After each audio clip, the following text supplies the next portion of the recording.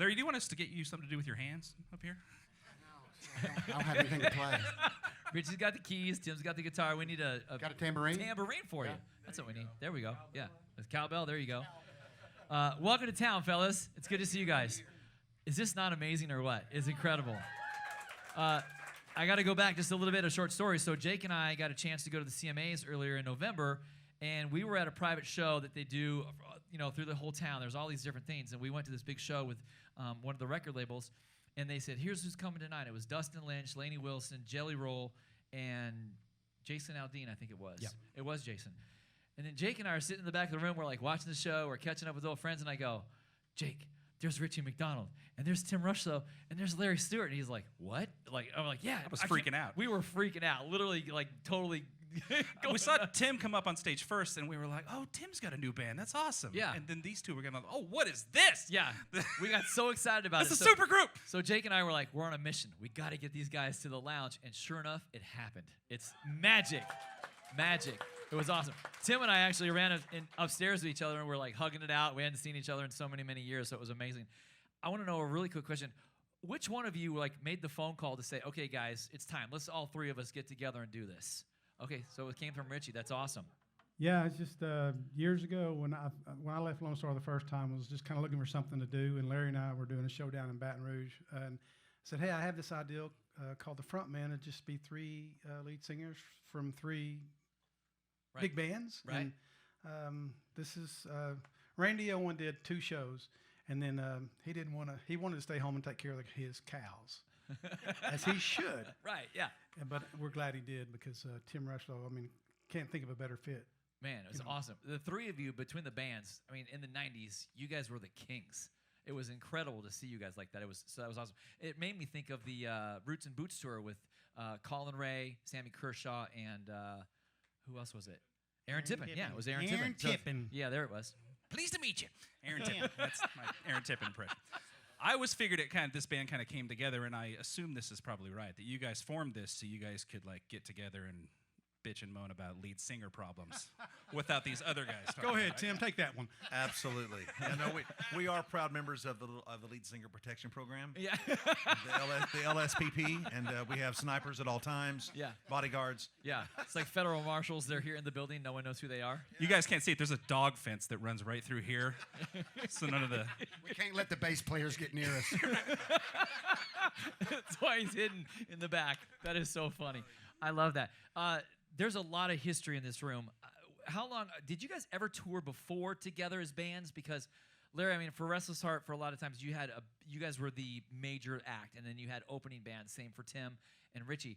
Did you guys all perform together at certain times, or did you guys tour together at one time? Because I don't remember those tours. Here and there, we didn't do tours per se, long stretch of tours, but we would do shows along the way, and we've all worked together on many different shows. Okay.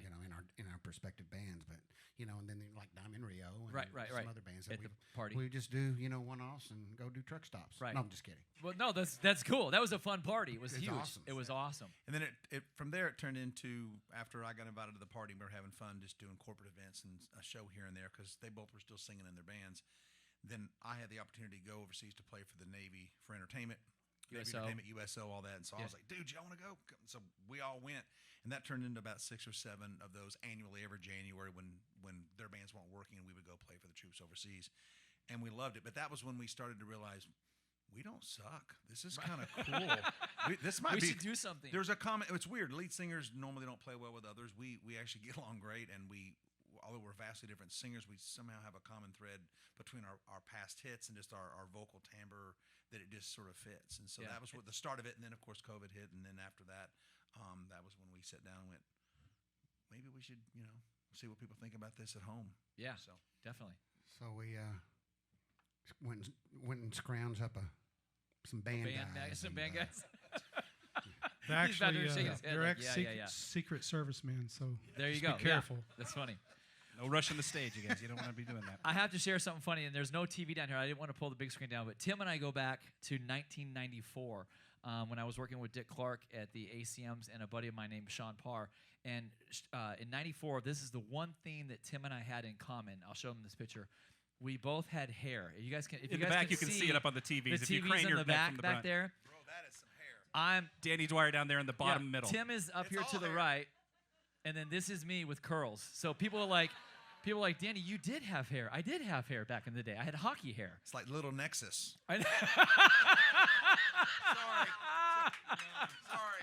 It was a perfect setup. It was funny. It was funny. And then Larry and I have hung out together a couple times too. Just such an honor to be around these three gentlemen for so many years. We did the truck stop together with Jubits.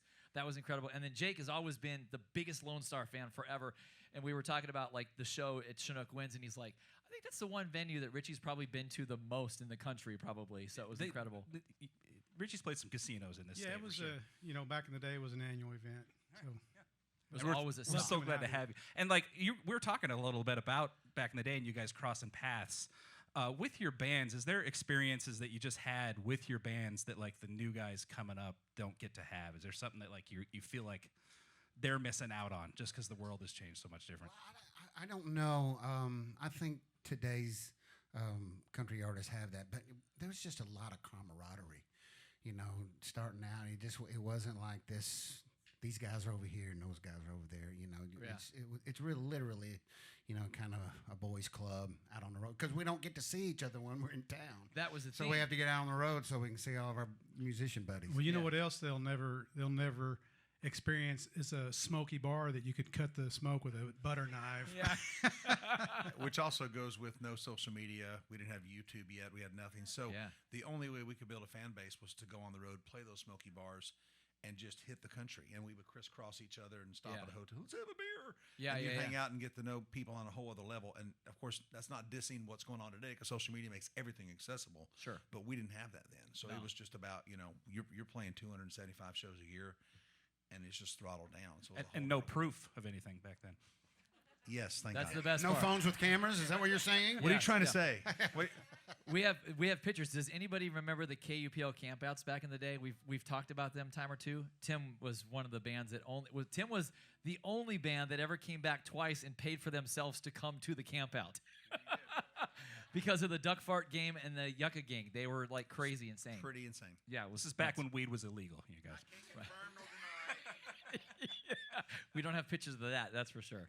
That's amazing. Guys, thank you so much for coming. This is truly an honor. We don't want to take any more of your time because all we want to hear are these 30 million hits from you guys. And thank you for coming out. All 30? And there's Well, okay, I'll let you get away with like nobody. It's 6. Friday. Nobody's gonna be here. Yeah. And you guys are making new music too, yeah? Oh, yeah.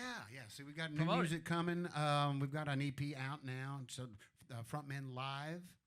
And, you know, go to Spotify, iTunes, and all that stuff and listen to our first 6. And we are getting ready to probably, in the coming months, release like the next 6 possibly and put a whole album out and put a single out on BMG, Nashville. Awesome. And we're rocking. Good. That's awesome. Ladies and gentlemen, put your hands together. The Frontmen. Hit it, boys.